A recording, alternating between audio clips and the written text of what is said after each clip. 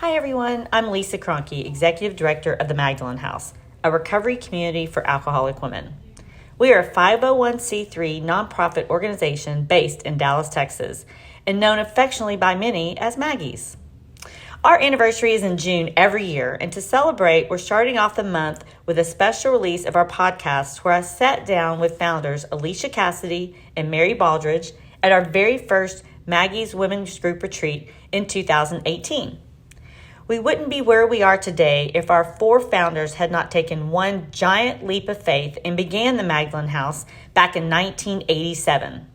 Thanks for joining us today, and we hope you enjoy this podcast.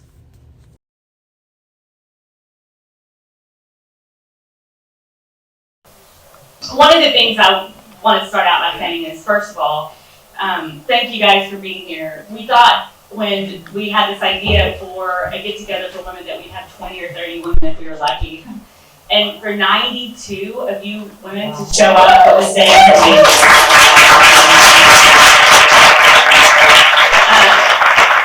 The second really amazing God thing is that we reached out to our founders, and we had two women who are still dedicated to Alcoholics Anonymous.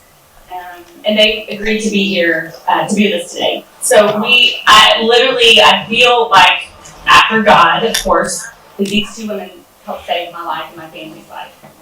Because without Maggie, I know I would not be sitting here today. I got sober, but I found recovery at Maggie's. And because of these two women, you got 90, because minus two, women sitting here very grateful for what you guys have done. So, we wanted to memorialize it.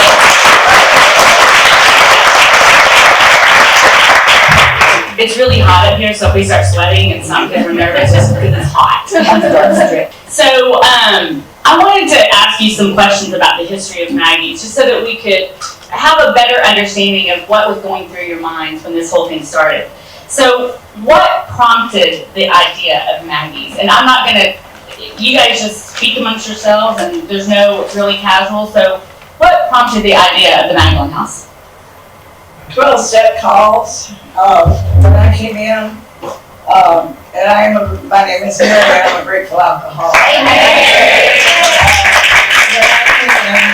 1972, when you got in, was you call a group, and they sent two ladies or three or whatever out to get you and take you to a group. And that's the way I came into AA at the president group. And then what started it for me was I made some 12-step calls. You always went in twos. And one night I made quite a few 12-step calls. There were a lot of drunks in those, but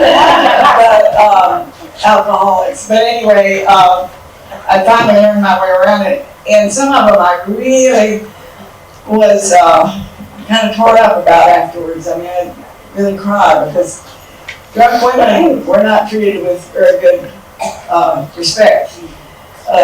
In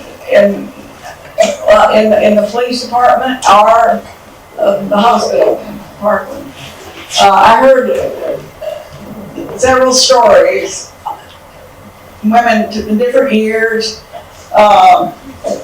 different backgrounds, everything. And then these stories were the same. And I thought, why didn't somebody do something about this? You know, because everybody was scared to death to talk about it. We're all anonymous, and who's going to, plus I don't have that much courage. So, but anyway, several of us got to talk. Well, what happened was, I really sobered up more than anything at the Richardson group. And it figures very highly in the Magdalen House because one night at an 8 o'clock meeting, the men got up from the table. I couldn't see what was going on back in there where they entered in this little tiny group. But they got up to help a woman in. And she came in and she sat down right across from me. She was very pretty, long blonde hair, a patch over one eye. She was on crutches, and her face had been slashed, and her left, she was cast from shoulder on, I can't remember all of it. It's horrible. And she could barely talk. She don't want this, you know.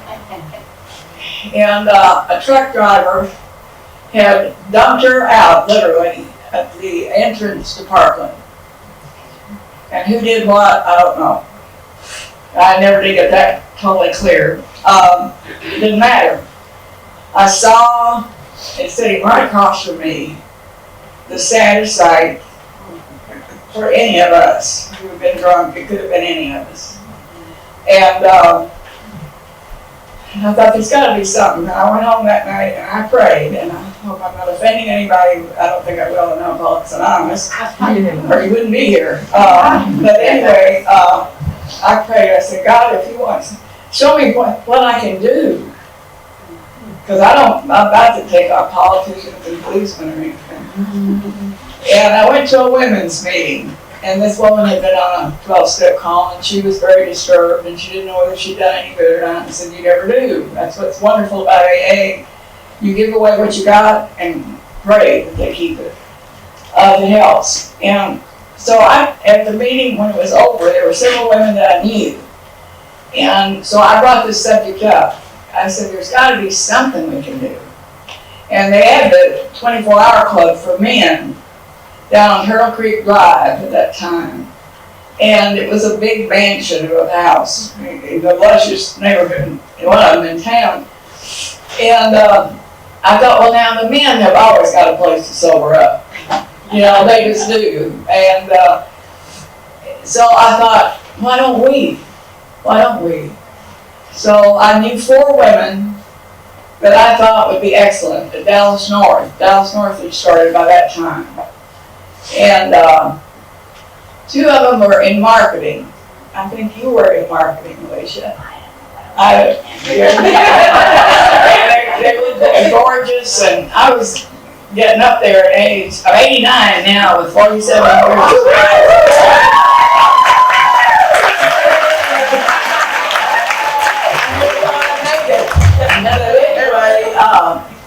They were in marketing, and they're gorgeous, and they had that personality that marketing people have, you know, and we all talked.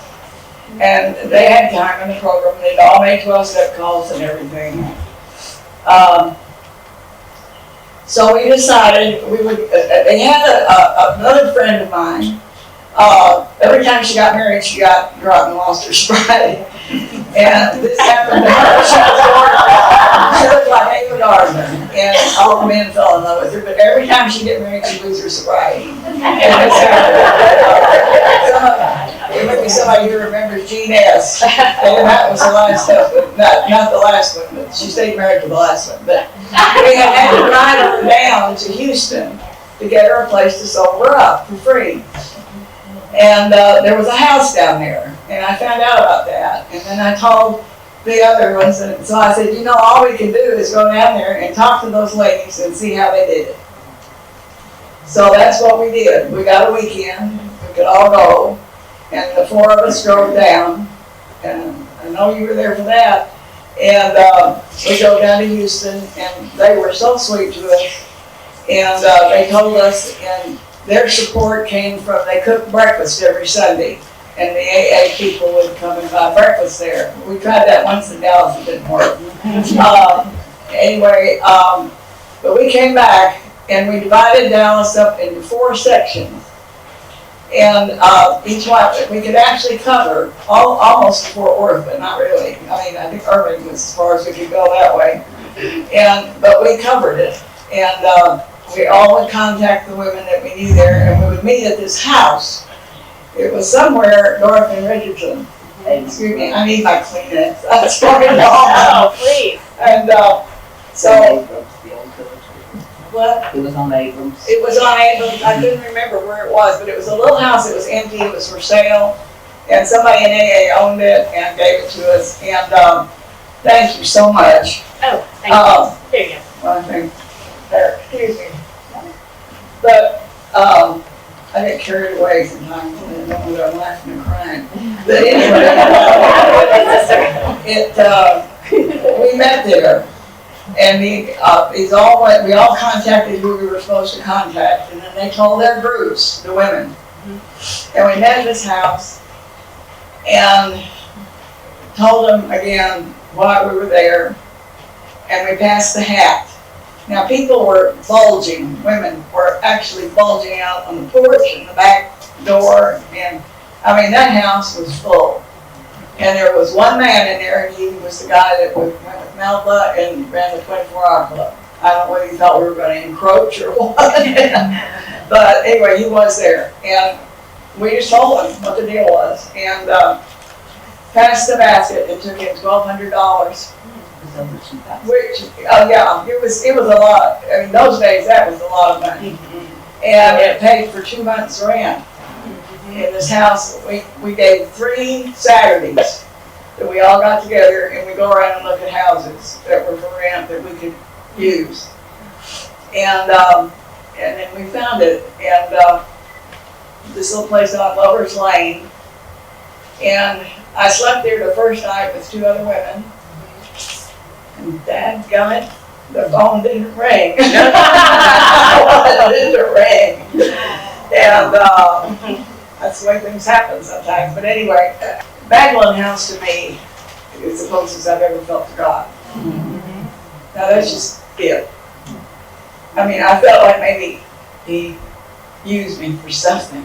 In some way, he's been paid back a little. And I prayed about it. And look at this room. I think we did the right thing. And you know, you can let go in there. You do what you do. You work with people, but you don't own them. And they go on. And that's the best thing that could have happened here. And as I say, this room, I've done my job. And now it was either going to fly or not. And it has flown. It has flown. I would say that. So, Alicia, I want to ask you a couple of questions. How did you guys come up with the name, the Magdalen House? Oh, that's fun. On the way to Houston was Mary and Janelle, God rest her soul, Sharon and me. And Mary said, okay, what are we going to call this place? We didn't have a place, but what are we going to call this place? I don't know, we're thinking about it. She said, I have always had a dream of having a house like this for women in Dallas and calling it the Magdalen House. After Mary Magdalene, the fallen woman in the Bible. What do y'all think about that? She said. Well, that's perfect. That's real good. Of course, Mary and Janelle had grown up Catholic, and Janelle not practicing for a long time, but Janelle said, oh, that might be too much Bible or something. And we said, well, you know, if Magdalen House bothers them, they just call it Maggie's. And there it was. Perfect. Yeah. Tell us about the drive. Tell us about the drive to Houston. What was that like? And what did you find when you got there? The drive to Houston. Well, as any drive to Houston. Even that long ago. It was exciting. It was a little scary, and we didn't know what we were going into, but we just felt like it was the right thing to do. They had called, you know. We knew there was a woman in Dallas who had sobered up in that house, and Mary tried to find her and couldn't. So when we got down there, somebody made contact. The very next day, Monday morning after we got back, Alice called Mary. I hear you're looking for me. But going down, it was all the unknown. You know, that's what we do in our lives, but everything is the unknown. What's going to happen? How is this going to work? How would we do this? How, you know. I love the broad highway story. Can you tell us about that? Yes. So we're sitting in the hotel room that night, Saturday night, and we're thinking, okay, there's going to be a group to get this thing going, keep it running, have some meetings, what have you. So what do we call a group? So we're piled up in the room, and I'm in the middle of the bed, and I'm flipping through the big book, and I come to page 55. And I said, you know, maybe this is a broad highway. It's the highway for the broads. It became the broad highway. I love that so much. So tell us about Lover's Lane. How did you guys find the house on Lover's Lane? Well, we, It's a great story. well, maybe Alicia can tell it better than I could. I just remember it took us 3 Saturdays to find it. And, yeah, we went through one that evidently great huge 2-story place down close to where I think the new house is gonna be. And there were obviously drifters who spent the night there because we found bags and all kinds of weird stuff. But it was big, but we didn't want to be there. And I don't know. I can't remember. It was just one of the houses. I just remember we went through it and we thought, but maybe Alicia knows more about that. I mean, I was there, but I don't recall. You have to give me something about your age. You're fine. What I do remember is, I think it was a reader somewhere, something that told us about the house. We were going to meet over there and look at the house. In the meantime, Alice, who had sobered up in Houston, had made contact with Mary, but we hadn't met her, or at least we hadn't met her. So we all get over to the little house on Lover's Lane, back door, and who's standing there waiting to get in but Alice? And as it turns out, Alice's son just lived a couple of streets behind the house and was part of the neighborhood watch and all that good stuff. You know, by the way, there was a liquor store cornered across the corner in front of the house. You know, I've gone to several groups that have a liquor store underneath them, so, you know, it's there. But when we did find it, and we knew we had to have parking, so there was a vacant lot on the corner with plenty of parking for meetings. We figured whatever we found was going to take a lot of fixing up. Yeah.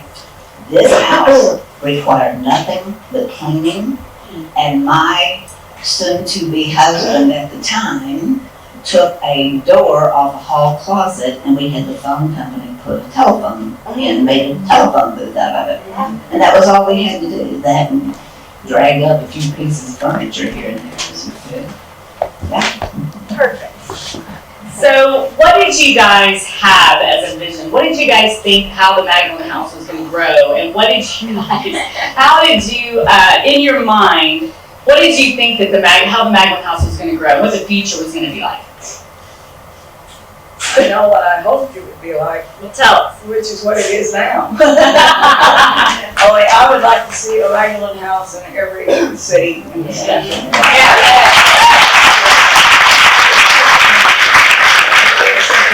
And I would just do anything that you girls, or some girl in here, some lady, woman, would carry this message and start it somewhere, you know, get it going. And I know that Kathleen, you all know Kathleen, is putting a bid in for Dallas to have, will be the second National Women's Convention of Alcoholics Anonymous here. And you might start praying for that, because that would be a great way for them to find out about the Magdalen House and get behind it. You have some representative from every state in the union. And the idea, I think the Holy Spirit will pick it up and carry it from there. The wind. I just want it to be everywhere that any girl or woman would need it. We need to be around one another. And it helps so much. That's my dream. It's all over.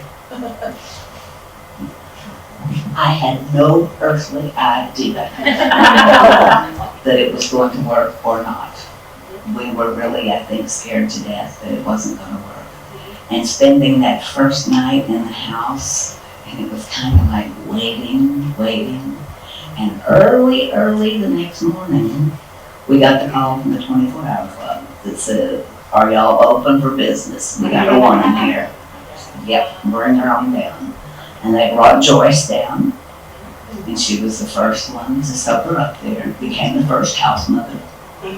But I think it was a really good, another good lesson experience of being in the now, in the moment, do what you can do in front of you, and let God handle the rest.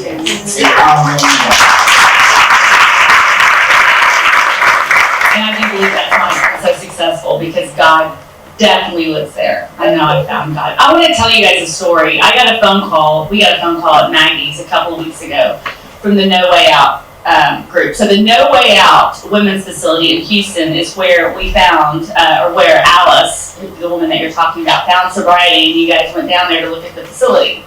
So we got a call a couple of weeks ago that the facility is in trouble. And so we have several of them. There's 3 women who are coming up in the middle of November to look at our facility, and we're going to help them revive it and get it back on the ground. So where they helped us, we're going to go back and help them. So I'm very excited. They're very afraid to lose the only free facility in Houston. So we're very excited to be able to help. So I just want you guys to know that what comes around goes around. And the beat goes on. And the beat goes on. God takes care of all of that. So one last question. If you could say one thing to the women here, here to hear you guys and celebrate you and honor you, what would that one piece of advice be for all of us Maggie's girls?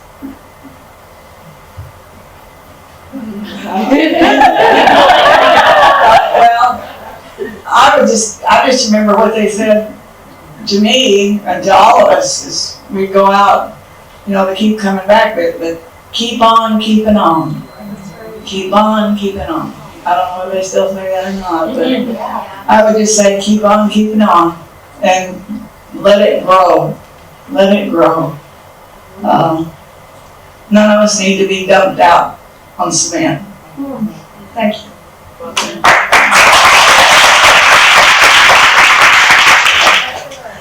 Ditto. I think the most important thing that we do is we pass it on. We give away what has been so freely given to us.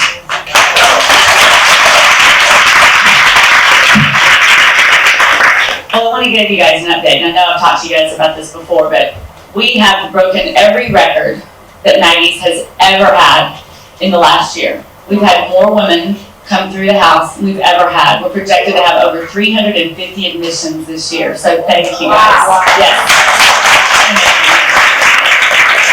And the new facility, which we broke ground and started construction, we're going to have 20 beds. So we'll be projected well over 400 in the year 2021. So what you guys have done is affected hundreds of thousands of families.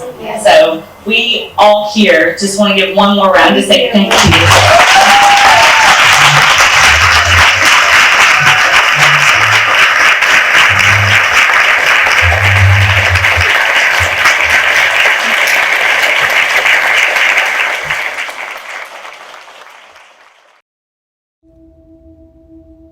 This has been a special release of the Magdalen House podcast. From all of us here at Maggie's, thank you to each one of you who play a huge part in the success of our programs. Tune in every Wednesday for a new podcast release from one of our 4 series. To learn more about Magdalen House and the services that we provide, visit magdalenhouse.org or follow us on your favorite social media channel.